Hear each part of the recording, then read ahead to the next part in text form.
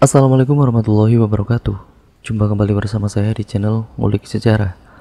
Pada video kali ini saya akan kembali lagi membacakan suatu kisah misteri untuk kalian semua, yang kali ini berjudul Malapetaka Warisan, yang ditulis oleh Mbak Desi Prayogo 1 atau tim emak ya teman-teman. Nantinya kalian juga bisa mengunjungi thread beliau secara langsung. Bagaimana ceritanya? Kita langsung saja menuju ke ceritanya. Mari kita simak ceritanya baik-baik.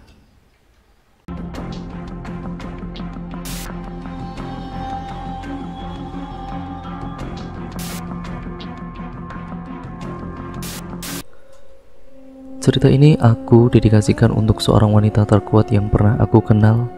Dia tidak lain dan tidak bukan adalah narasumberku. Sekarang dia berada di Surabaya dan belum lama kita baru saja bercengkrama secara langsung. Sosok yang sangat menginspirasi dan penuh dengan energi yang positif. Murah senyum, cantik dan juga hangat sekali. Dia adalah Rizka. Akan tetapi di balik semuanya yang selalu terpampang, sebenarnya Rizka selalu memendam duka yang mendalam tentang kematian kedua orang tuanya. Bukan berarti Rizka tidak ikhlas, melainkan Rizka berusaha memendam rasa kecewa terhadap keluarga mendiang dari ibunya. Orang tua saya meninggal bukan tanpa sebab, tapi kedua orang tua saya telah dibunuh dengan mereka yang mengatasnamakan dirinya sebagai keluarga. Keluarga mana yang tega menyingkirkan saudaranya sendiri demi warisan? Masih merasa pantaskah disebut keluarga? Inilah kisah dari Rizka yang akan kita tulis untuk menjadi pembelajaran banyak orang, bahwa uang itu tidak mengenal kata saudara. Tapi sebelum itu, aku minta kalian untuk matikan lampu, tarik selimut kalian, dan tetap waspada. Siapa tahu ada sosok lain yang ikut menemani kalian dalam mendengarkan cerita pada kali ini. Cerita pun saya mulai. Flashback Jambi tahun 2018. Tahun itu merupakan tahun penentu bagi Rizka, sebab tahun itu menjadi penentu dia lulus atau tidak dari bangku sekolah menengah atas.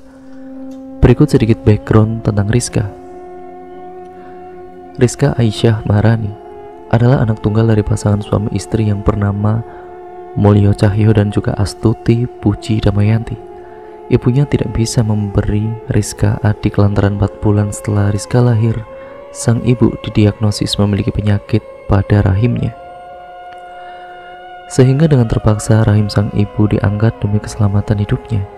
Otomatis ibunya tidak bisa hamil lagi dan Rizka merupakan harta berharga dalam hidup kedua orang tuanya. Kala itu Rizka dan juga kedua orang tuanya menempati sebuah rumah milik eyang atau nenek dari ibunya. Neneknya mewariskan rumah tersebut untuk ditempati sang ibu bersama Rizka dan juga bapak Rizka. Bu Tuti, panggilan Ibu Rizka, merupakan anak bungsu dari 5 bersaudara, di mana keempat kakaknya perempuan semua. Akan tetapi di antara saudara-saudaranya yang lain, Bu Tuti sendiri bukanlah anak kandung. Dia melainkan anak angkat dari mendiang adik ibunya. Buat kalian yang bingung, jadi begini. Nenek Rizka atau ibunya Bu Tuti punya adik, dan Bu Tuti aslinya anak sang adik, bukan anak kandung neneknya Rizka. Paham? Kalau sudah paham, kita lanjut ke ceritanya. Nenek Daimah, sebutan nenek Rizka, mengangkat Bu Tuti menjadi anaknya setelah sebuah insiden kecelakaan merenggut nyawa sang adik beserta suaminya. Adik nenek Daimah meninggal setelah ditabrak sebuah truk dari arah berlawanan saat mereka hendak menyeberang jalan raya yang sangat besar. Lalu kemudian dalam insiden tersebut, yang bisa diselamatkan hanyalah Bu Tuti. Walau harus menerima 7 jahitan di kepala, setidaknya nyawa Bu Tuti bisa selamat. Merasa iba karena Bu Tuti telah menjadi seorang yatim piatu, menggerakkan hati nenek Daimah untuk mengangkatnya sebagai seorang anak. Terlebih belum lama juga nenek Daimah baru saja keguguran anak yang kelimanya. Seolah Bu Tuti merupakan pelipur lara ketika dirinya harus kehilangan seorang janin dalam rahimnya. Bu Tuti diangkat menjadi anak ketika usia beliau belum genap 1 tahun. Nenek Daimah itu kemudian benar-benar menyayangi Bu Tuti layaknya anak sendiri. Semua diperlakukan sama rata dan sama sekali tidak dibeda-bedakan. Hingga satu persatu mulai tumbuh dewasa dan membina rumah tangga dengan pasangan mereka masing-masing. Suami nenek Daimah meninggal di tahun 1996 dan meninggalkan nenek Daimah berdua dengan Bu Tuti di rumah itu. Sebab keempat anak nenek Daimah sudah menempati rumah sendiri-sendiri, membangun rumah tangga masing-masing dan memiliki seorang buah hati, sehingga melambat laun mereka mulai mengabaikan nenek Daimah. Dengan begitu telaten Bu Tuti tanpa lelah merawat nenek Daimah, sampai di mana Bu Tuti bertemu dan berkenalan dengan Pak Mul, sapaan Bapak Rizka. Mereka bak sepasang anak muda yang sedang dilanda asmara. Bahkan dengan begitu gagah, Pak Mul melamar Bu Tuti di hadapan nenek Daimah. Nenek Daimah menerima lamaran Pak Mul yang ingin mempersunting anak bungsunya itu, tapi dengan satu syarat. Mereka tidak boleh meninggalkan rumah ini apapun alasannya, karena rumah ini nantinya akan diwariskan kepada Bu Tuti. Biarkan nanti keempat anaknya yang lain membagi secara adil dua sawah milik mendiang suami nenek Daimah. Soalnya dari awal nenek Daimah dan mendiang sang suami memang berniat mewariskan rumah tersebut untuk Bu Tuti. Sebab selama ini hanya Bu Tuti lah yang bersedia merawat dan menjaga nenek Daimah dengan sepenuh hati. Di saat keempat anak kandungnya seolah acuh tak acuh dengan beliau, semuanya sudah disahkan di hadapan notaris di tahun 2004 silam. Dengan setahun setelahnya, tepatnya di tahun 2005, nenek Daimah berpulang di usianya yang menginjak umur 82 tahun. Kala itu, Bu Tuti dan juga Pak Mul sudah menikah di tahun 1998. Bahkan setelah melahirkan Rizka di tahun 2000. Itu tadi sedikit background tentang keluarga Rizka, dan kini kita mulai masuk ke dalam ceritanya. Hidup Rizka awalnya nampak berjalan dengan baik. Semua berjalan biasa-biasa saja pada umumnya. Tidak ada yang aneh sama sekali. Setiap pagi Pak Mul berangkat kerja sekaligus mengantar Rizka ke sekolah. Sedangkan Bu Tuti yang merupakan ibu rumah tangga selalu kemudian mengurus segala keperluan yang ada di rumahnya. Mereka bertiga juga masih menempati rumah peninggalan nenek Daimah yang diwariskan kepada Bu Tuti. Seperti janji Bu Tuti kepada nenek Daimah semasa hidup beliau waktu itu. Kemudian catatan, peralihan warisan itu sudah mendapat persetujuan dari keempat anak kandung nenek Daimah ya teman-teman. Semuanya hadir dan tanda tangan di surat warisan tersebut. Jadi surat warisan ini bersifat transparan. Untuk mempermudah cerita, aku berikan inisial nama-nama karakter saudara-saudara Bu Tuti ya. Ya biar enak sama alurnya nanti. Urutan kelahiran aku tandai dengan nomor. Yang pertama adalah Mega dan suaminya, yaitu Sipur. Yang kedua Lucy dan suaminya Wirjo. Yang ketiga adalah Dewi dan suaminya Edi. Yang keempat adalah Laras dan suaminya Jiwo. Kita kembali ke ceritanya. Ketenangan keluarga Rizka mulai terusik ketika suami dari Budih Mega usahanya bangkrut, di mana Pak Depur harus membayar sejumlah hutangnya di bank, yang mana di tahun 2017 senilai 550 juta rupiah. Uang-uang itu dulunya dijadikan sebagai modal, akan tetapi usahanya malah mengalami kebangkrutan. Di saat Pak Depur belum balik modal dan bahkan usahanya belum genap 1 tahun dirintis, malah sudah dibakar si jago merah alias kebakaran.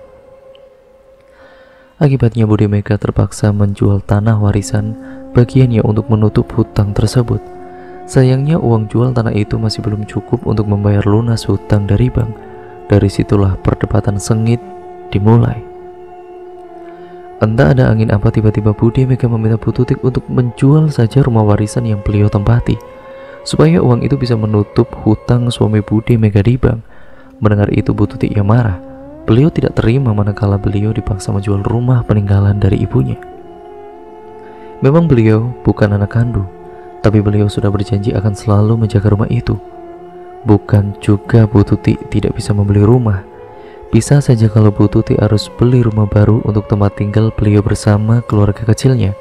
Tapi yang memberatkan beliau adalah janji yang sudah beliau ucapkan kepada nenek Daimah dulu. Semakin hari Bude Mega tidak ada henti-hentinya memaksa Bu Tuti untuk menjual rumah tersebut. Bu Tuti selalu menolak dan juga terus menolak. Karena itu juga Bu Tuti kerap terlihat duduk melamun dan berdiam diri sambil memegang foto mendiang sang ibu. Rizka juga pernah tidak sengaja melihat ibunya menangis sendirian di dalam kamar sambil melihat foto almarhumah neneknya dan berkata seperti ini. Ini rupanya alasan ibu dulu suruh Tuti berjanji untuk selalu menjaga rumah ini. Rumah yang bapak dan juga ibu bangun dengan susah payah. Bahwa nanti kakak-kakak pasti akan merebut dan juga menjual rumah ini. Iya kan bu? Ibu sudah tahu dari lama kan bu? Tuti capek bu. Tuti capek. Teriak dan juga tangis Bu Tuti memecahkan keheningan rumah kala itu. Rizka tidak bisa berbuat banyak, dia hanya bisa menenangkan sang ibu dan memeluknya dengan hangat. Rizka paham betul bagaimana posisi sang ibu, tidak mudah dan juga penuh dengan dilema. Perselisihan yang awalnya hanya terjadi dengan Bude Mega jadi merembet sampai ke Bude Lucy dan juga Bude Dewi, di mana ketiga saudara Bu Tuti itu beserta suaminya, mereka masing-masing menuntut Bu Tuti keluar dari rumah tersebut. Sambil membawa-bawa ucapan Bu Tuti, ya maaf hanyalah anak angkat, seolah yang berhak atas rumah itu hanyalah mereka saja karena statusnya yang menjadi anak kandung. Padahal jelas-jelas semua warisan mendiang nenek Daimah sudah disahkan di hadapan notaris, sudah dibagi rata dan juga secara adil. Bahkan mereka juga ikut menandatangani surat warisan tersebut. Kini mereka malah berkata kalau waktu itu mereka lakukan atas dasar terpaksa. Katanya mereka dipaksa nenek Daimah untuk tanda tangan surat itu dengan ancaman kalau tidak mau tanda tangan tidak akan mendapat warisan sama sekali. Sampai dengan tega perkataan itu juga diberi bumbu seperti ini. Kalau waktu itu nenek Daimah sendiri sebenarnya juga dipaksa sama Bu Tuti untuk membuat rumah itu supaya bisa jadi miliknya pribadi dan tidak jatuh ke tangan yang salah satu anak kandungnya nenek Daimah. Padahal aslinya tidak seperti itu. Itu semua hanyalah tipu-tipu ketiga saudaranya, yaitu saudara tertua nenek Daimah. Di antara keempat anak nenek Daimah, hanya Bude Laras dan Pak Dejiwo yang berada di pihak Bu Tuti. Mereka sama sekali tidak mengungkit-ungkit masalah warisan itu. Bude Laras mencoba mengajak ketiga kakaknya untuk bermusyawarah, meluruskan semuanya secara baik-baik. Akan tetapi mereka tetap bersikeras meminta warisan yang harusnya menjadi milik Bu Tuti. Mungkin dengan segala upaya yang sudah mereka lakukan tidak dapat berhasil. Akhirnya dengan nekat mereka meminta pertolongan dukun untuk membantu Bu Tuti menyerahkan semuanya. Loh, bisa tahu dari mana kalau mereka pakai cara dukun? Nanti akan aku ceritakan sesuai alur cerita. Sekarang kita ikuti dulu alurnya. Rizka sudah mulai merasakan keanehan di dalam rumahnya. Seperti ada sosok lain yang ikut tinggal di rumahnya. Rizka sendiri tidak bisa menyaksikan dengan jelas. Cuma Rizka bisa merasakan kehadirannya. Apalagi ekor mata kanan atau kirinya kerap menangkap ada siluet sosok yang tidak tahu itu sosok apa. Sebab setiap menoleh ke arah sosok itu berada, justru dia tidak melihat ada siapapun di sudut yang dirasa ada orangnya. Hampir 1 bulan lamanya Rizka merasakan keanehan-keanehan itu. Setiap dia bertanya kepada ibu atau bapaknya, tidak ada satupun dari mereka yang percaya dengan perkataan Rizka. Ada satu momen di mana Rizka ini benar-benar ketakutan sendirian di rumah. Saat itu Rizka sedang tidak sekolah karena dia mendadak demam tinggi di malam hari, sehingga keesokan harinya terpaksa dia libur sekolah. Ya sebenarnya dia tidak sendiri melainkan bersama sang ibu. Cuma posisinya waktu itu ibunya sedang membeli obat di apotek untuk dirinya. Bapaknya sudah berangkat kerja sejak jam 6 pagi. Alhasil mau tidak mau dia harus tinggal sendiri di rumah sampai ibunya datang, karena sang ibu tidak memperbolehkan dia untuk ikut lantaran demamnya masih terlalu tinggi. Ditambah saat itu juga daerah rumahnya sedang hujan gerimis. Kalau ikut ke apotek, ibunya khawatir kondisinya bukannya membaik malah memburuk. Di tengah-tengah kesendiriannya Rizka berusaha mengalihkan fokusnya sambil memainkan ponsel miliknya. Awalnya sih semua baik-baik saja, tetapi ada sesuatu yang aneh dan sesuatu itu mengalihkan fokus Rizka. Karena di saat Rizka sedang mainan ponsel di sofa TV, pandangannya menangkap seperti ada bayangan hitam yang berlari dari kamar mendiang neneknya dan masuk ke dalam kamar orang tuanya. Kaget Rizka saat melihat itu. Wujudnya tidak jelas dan Rizka pun sepintas melihat sosok itu seperti bayangan hitam yang sangat besar. Mungkin tingginya hampir sama dengan plafon rumahnya. Entah bayangan hitam atau sosok itu memiliki bulu yang hitam dan juga lebat, Rizka tidak paham sama sekali. Sebab sosok itu lari atau jalannya cepat sekali. Dari situ saja sudah fix kalau Rizka tidak halu. Sosok itu benar-benar lewat di depannya. Rizka mulai bangun dan juga berjalan pelan menuju ke kamar orang tuanya. Dengan perasaan was-was, Rizka berjalan membuka pintu kamar orang tuanya. Tangan Rizka terasa tremor saat itu. Perasaannya campur-campur antara takut dan bingung dengan apa yang baru saja terjadi. Begitu pintu kamar terbuka, Rizka tidak mendapati ada siapapun di dalam kamar orang tuanya. Rizka sampai masuk ke dalam untuk memastikan ke arah jendela, tetapi jendela itu terkunci rapat dari dalam dan tidak terbuka sama sekali. Lantas kemana perginya sosok yang dia lihat tadi? Di kamar orang tuanya, Rizka masih kebingungan sendiri. Sampai dia menyadari keanehan mulai terjadi. Tiba-tiba nih ya mak, aku mencium ada aroma bunga itu kuat banget. Awalnya aku belum tahu itu bunga apa. Tapi di saat kita semua memakamkan almarhum bapakku, aku baru tahu kalau aroma yang aku cium waktu itu adalah aroma bunga yalang-yalang atau kenanga. Wanginya persis banget dan aku tidak bisa lupa sampai sekarang. Padahal bapak tidak suka aroma ruangan dari bunga. Tidak mungkin kan kalau ibu sengaja masang aroma ruangan bunga. Sekalipun ibuku memang pecinta bunga mak, tapi ibu selalu nurut sama bapak. Jadi aneh aja gitu, kata Rizka. Ya, Rizka mengaku kalau aroma di kamar orang tuanya yang dia cium waktu itu adalah aroma bunga kenanga. Yang dia sendiri bingung itu aroma dari pengaruh ruangan atau apa, sebab di rumahnya tidak ada tanaman kenanga sama sekali. Ibunya juga tidak mungkin kan dengan sengaja memberikan aroma ruangan berbau bunga, karena Mbak Mul tidak terlalu suka dengan aroma bunga untuk pengharum ruangan. Tapi kalau itu aromanya sangat kuat sekali. Saking kuatnya, kepala Rizka sampai pusing. Dia putuskan untuk keluar dan kembali rebahan di sofa. Saat di sofa, kemudian tanpa Rizka sadari, dia pun mulai ketiduran. Bahkan saat dia tidur pun, dia mengalami yang namanya mimpi buruk di siang bolong. Tidak ada angin, tidak ada hujan. Rizka tiba-tiba bermimpi melihat bapaknya gantung diri di halaman belakang. Menurut penuturan Rizka, di mimpi itu aku udah coba panggil bapak berkali-kali, tapi bapak kayak gak dengar mak, gak ngerespon apa-apa dan juga terus jalan. Aku berusaha lari mengejar bapak, tapi anehnya jarak aku sama bapak kayak makin lama makin jauh banget. Dari kejauhan itu, aku kemudian lihat bapak manjat kursi kayu mak. Pas aku lihat ke atas, udah ada tali tampar yang tergantung di pohon belakang rumah. Semua view yang aku lihat di mimpi itu persis sama kayak halaman belakang rumahku. Bedanya halaman belakang rumahku di mimpi itu kayak ya panjang banget.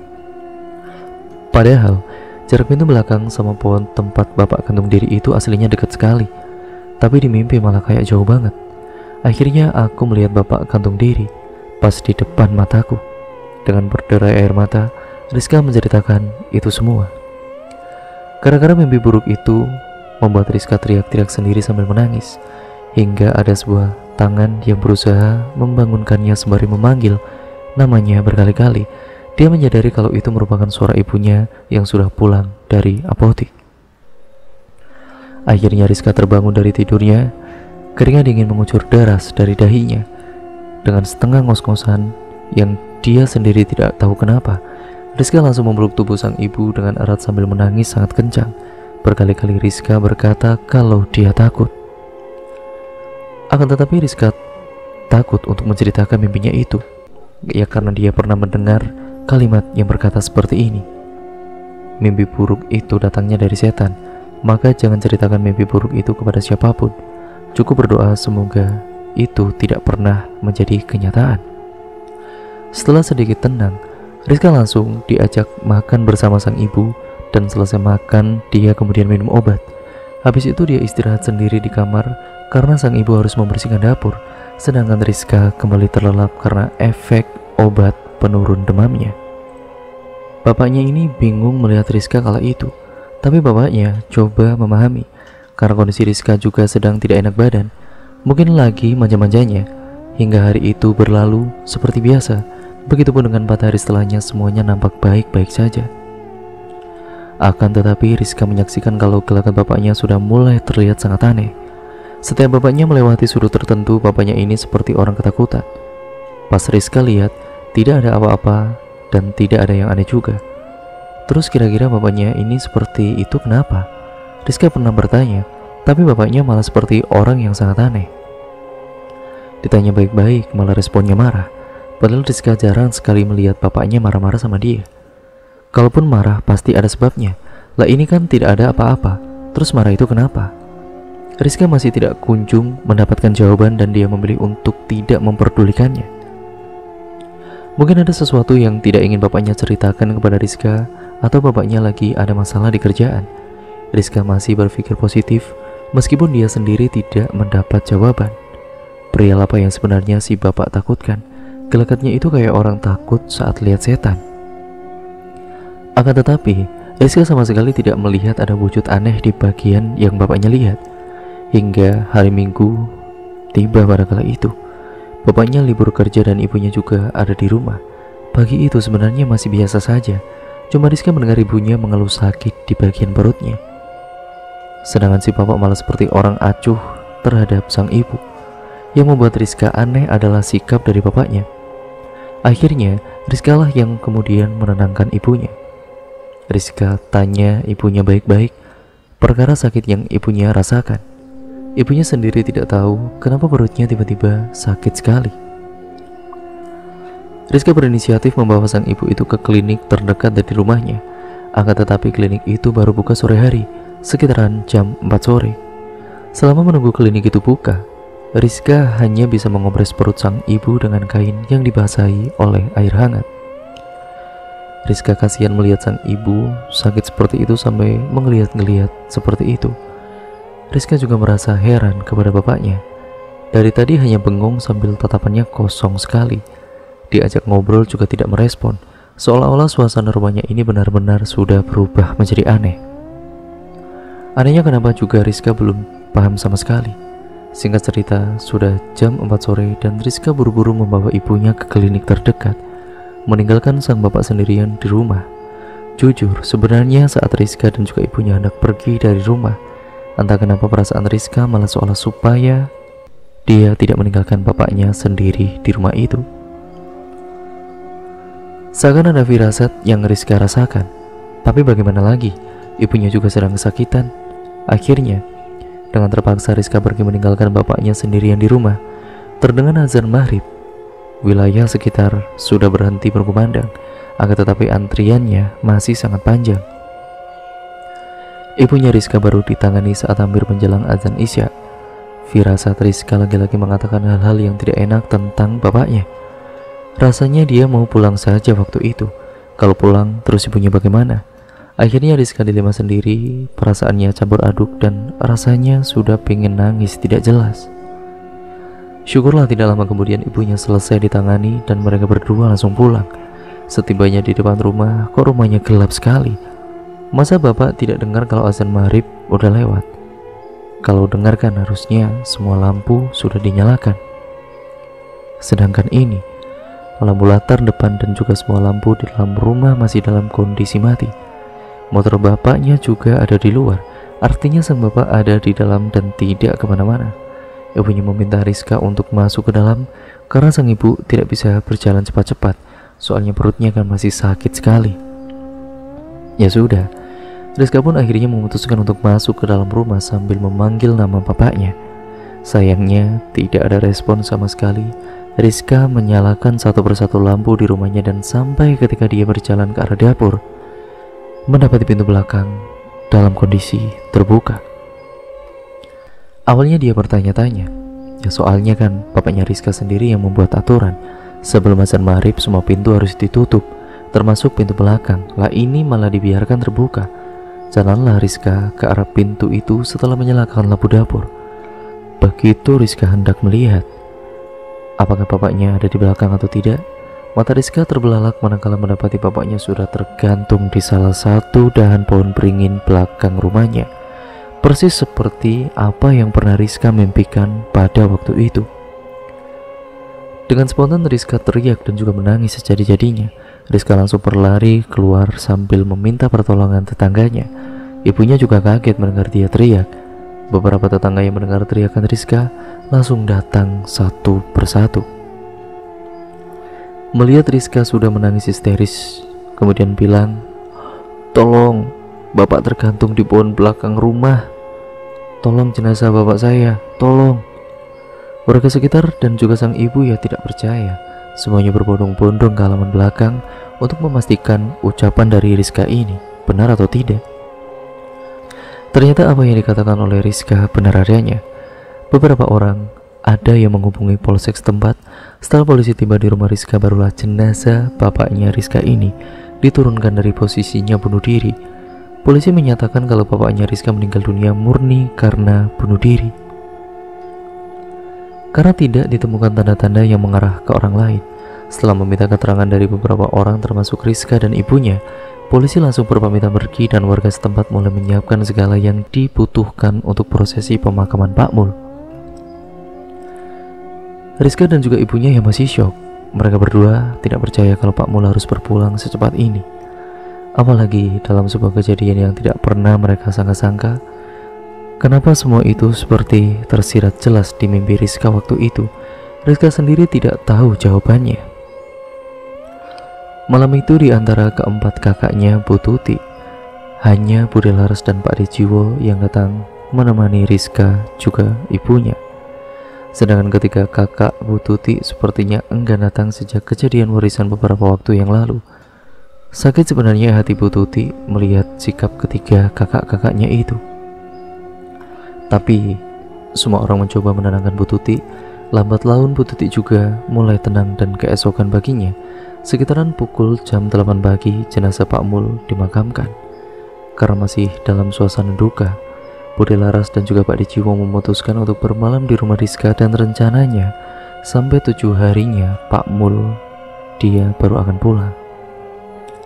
Sambil menemani Bu Tuti juga yang masih syok, kepergian Pak Mul membawa duka yang teramat dalam dan juga besar untuk Bu Tuti dan juga Rizka.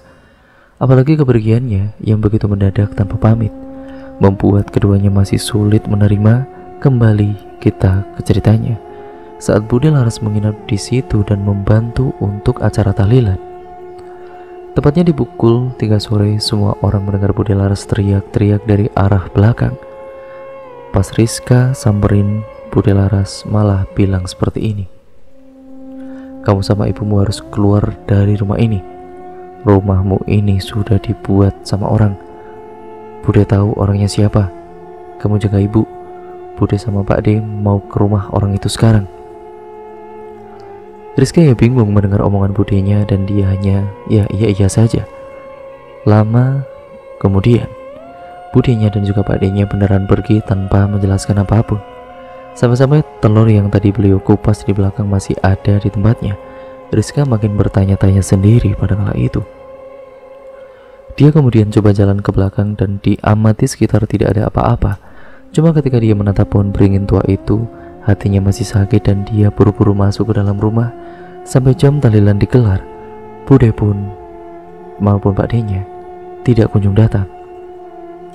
Dan setelah acara tahlilan, Rizka mencoba menghubungi budenya. Ya, malah yang angkat adalah Beno, anak Bude Laras dan juga Pak Dejiwo. Dimana Beno ini bilang kalau kedua orang tuanya masih di UGD belum sadarkan diri. Katanya sebelum dari rumah Rizka, keduanya mengalami kecelakaan di Jalan X. Yang mana jalan ini mengarah ke rumah Bude Mega. Dalam hati Rizka ngomong, ngapain Bude Laras mau ke rumah Bude Mega? Cuma Rizka tidak tahu apa jawabannya, karena Bude Laras juga masih belum sadarkan diri. Akhirnya telepon itu pun ditutup dan memberitahukan kabar tersebut kepada ibunya. Ibunya saat mendengar itu ya juga kaget dan juga tidak percaya. Ya seolah-olah ada sesuatu yang disembunyikan sama Bude Laras. Tapi kira-kira apa ya? Keesokan paginya Rizka bangun lebih awal dan dia masih libur sekolah karena dia harus mengurus ibunya yang masih sakit. Dia datang ke kamar ibunya dan ternyata sang ibu masih tidur. Tetapi Rizka melihat ada keanehan dari ibunya. Tubuh ibunya kok seperti kurus drastis dalam waktu semalam. Perasaan kemarin ibunya masih biasa saja. Tapi kok ini dia melihat ibunya sudah kurus sekali. Tidak tega kalau harus membangunkan sang ibu. Sekitaran jam setengah 8 pagi Rizka kedatangan beberapa tamu. Ada dari guru-gurunya dan juga teman sekolahnya. Terus berlanjut kedatangan teman-teman kerja bapaknya, sampai dia terlihat ataupun melihat ibunya keluar dari kamar. Akhirnya Rizka samperin dan ternyata ibunya sudah bangun, cuma masih rebahan. Rizka tanya dong pada kala itu, "Ibu kenapa gak bangun? Ayo sarapan bu, dan di luar banyak tamu loh."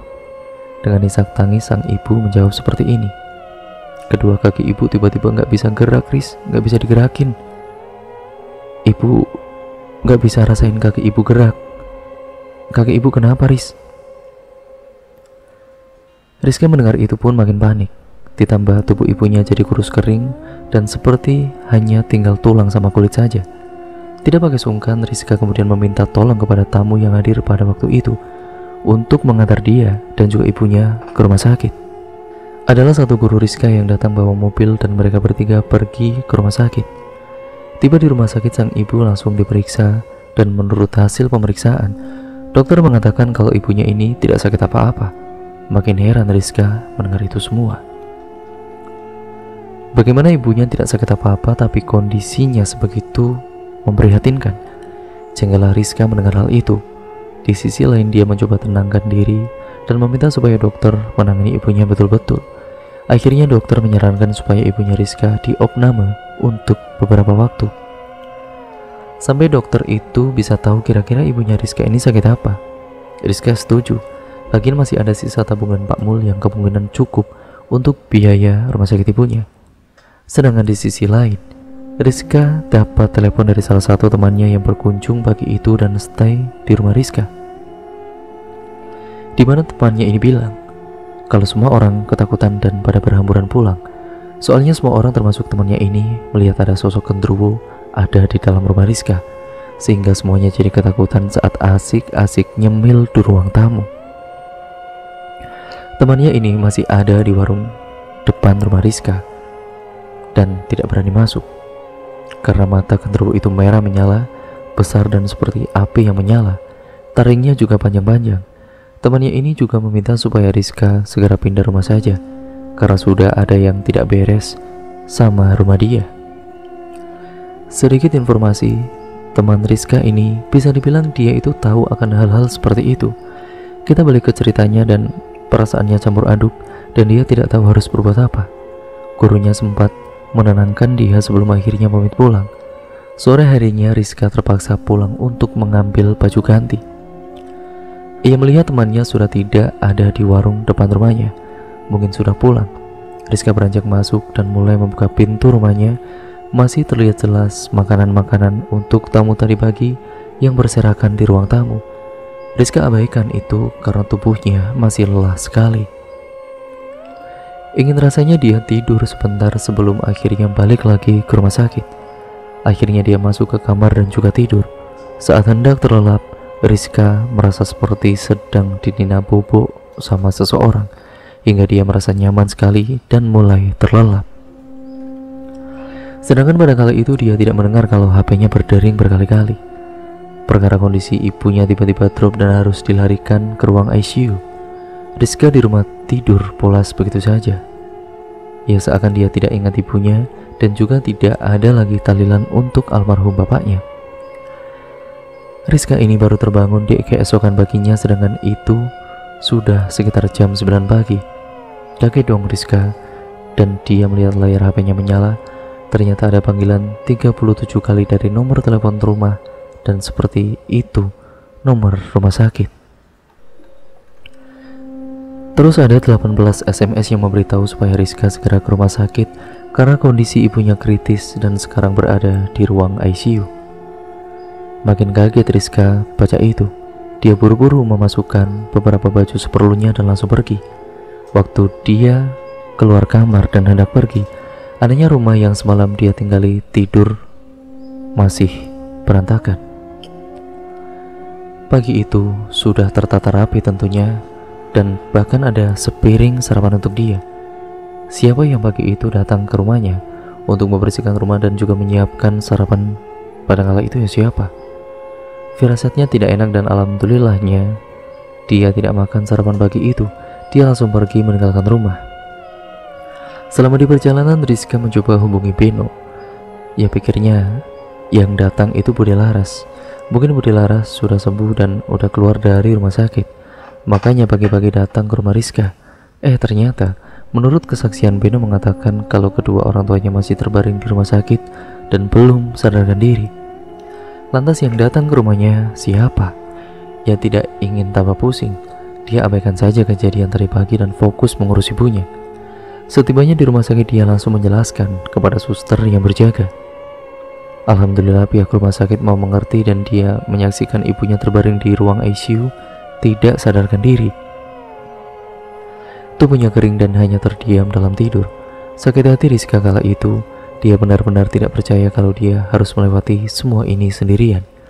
Ditambah sebentar lagi kan ada ujian akhir semester yang menjadi penentu dia bisa lulus atau tidak. Rasanya dia tidak bisa fokus sama ujiannya kalau sang ibu kondisinya masih seperti ini. Sampai akhirnya sang ibu memilih untuk menyerah. Ya, ibunya memilih menyusul sang bapak meninggalkan Rizka selama-lamanya. Tepat di malam 7 harinya Pak Mul. Hancur sekali hati Rizka pada waktu itu. Pikirannya hanya ingin bunuh diri supaya bisa ikut kedua orang tuanya saja.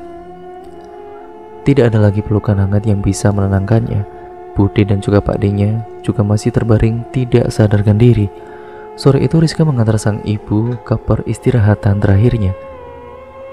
Makam sang ibu tepat di sebelah kiri makam bapaknya.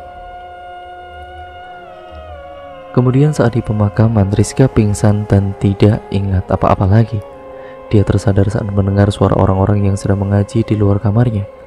Pas dia keluar kamar, ternyata ada banyak sekali orang-orang yang datang ke acara tahlilan malam itu. Dia masih bertanya-tanya siapa yang mengkomando acara tahlilannya. Pas dia lihat ternyata di situ sudah ada Bude Mega, Bude Lucy, dan juga Bude Dewi duduk di sudut bersama suami mereka masing-masing. Ada perasaan jengkel Rizka melihat mereka. Rizka sendiri tidak paham dan tiba-tiba muncul begitu saja. Rizka juga bertanya-tanya, kenapa baru datang sekarang? Kenapa waktu bapaknya meninggal mereka malah seakan tidak mau tahu? Tapi di saat ibunya juga ikut menyusul sang bapak, mereka malah datang tanpa rasa bersalah.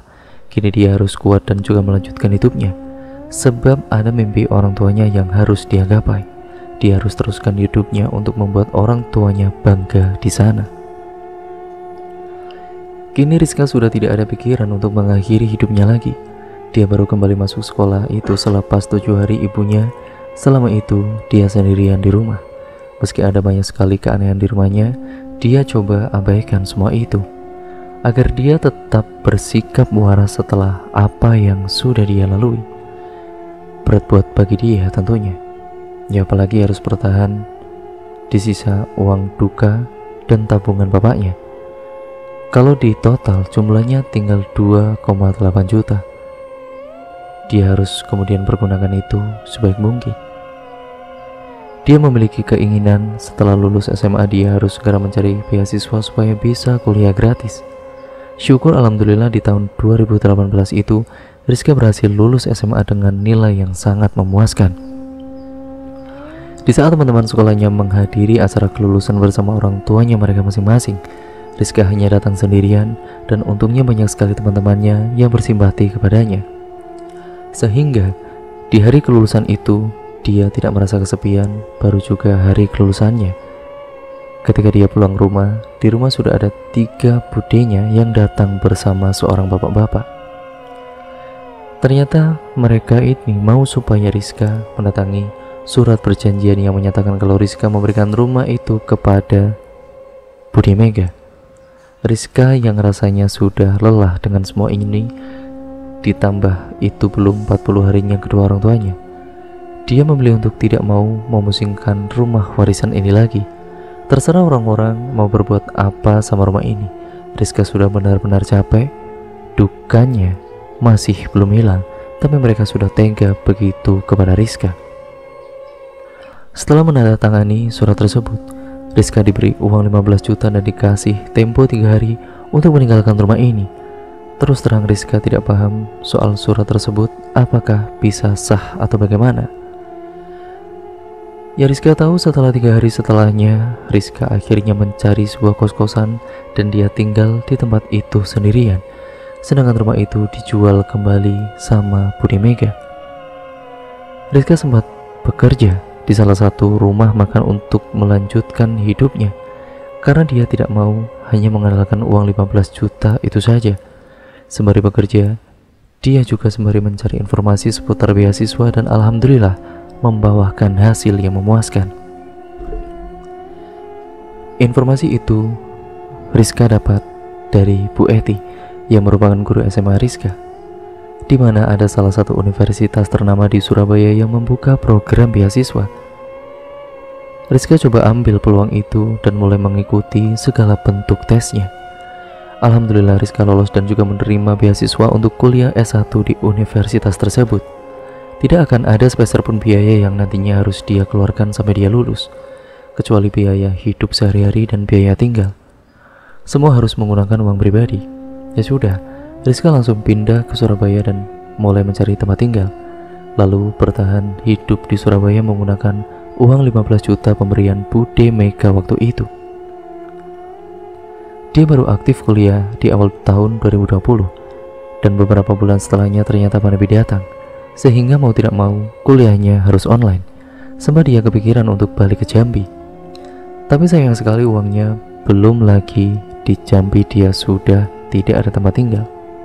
Mau tinggal di mana? Di rumah Beno juga sungkan. Soalnya Beno selalu menyalahkan Rizka. Katanya gara-gara Rizka kedua orang tuanya sampai kecelakaan dan meninggal dunia. Karena pada akhirnya Bude Laras dan juga Om Jiwo juga ikut meninggal dunia setelah bertahan berbulan-bulan di ruang ICU juga. Rizka tahu sebenarnya Beno sudah di bawah pengaruh ketiga bude-budenya. Pikir Rizka, kok sampai sebegitu teganya ya ketika budenya berbuat seperti itu kepada dia.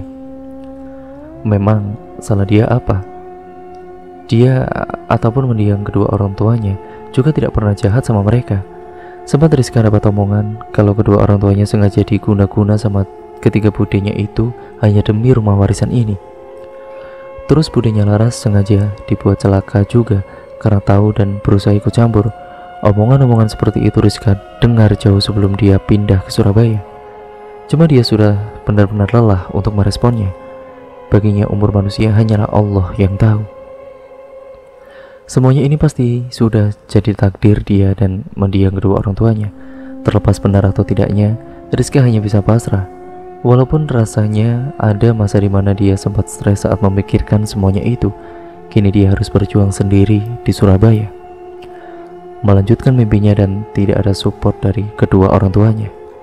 Ingin sebenarnya Rizka pulang ke Jambi dan berziarah ke makam kedua orang tuanya. Apalah dikata Allah masih belum berkehendak, dia di Surabaya juga membuka semacam usaha kecil-kecilan.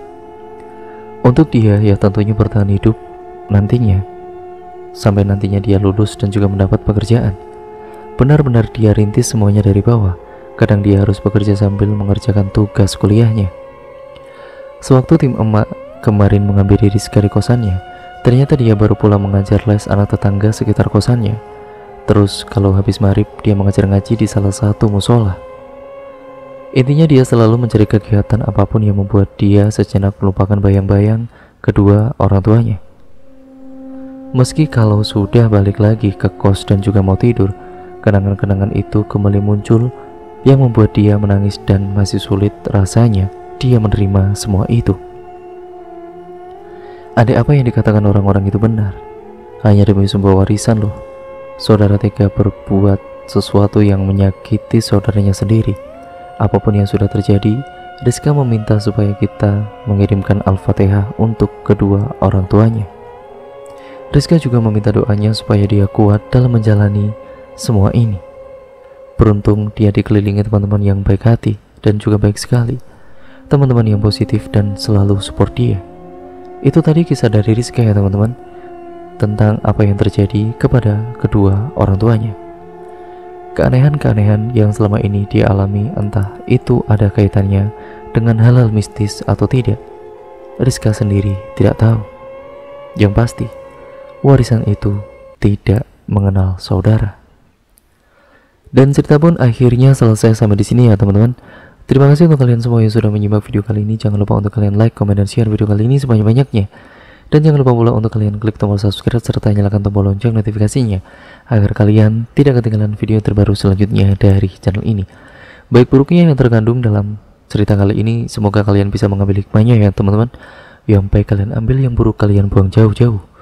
Sekian dan terima kasih, sampai berjumpa di video yang selanjutnya. Wassalamualaikum warahmatullahi wabarakatuh.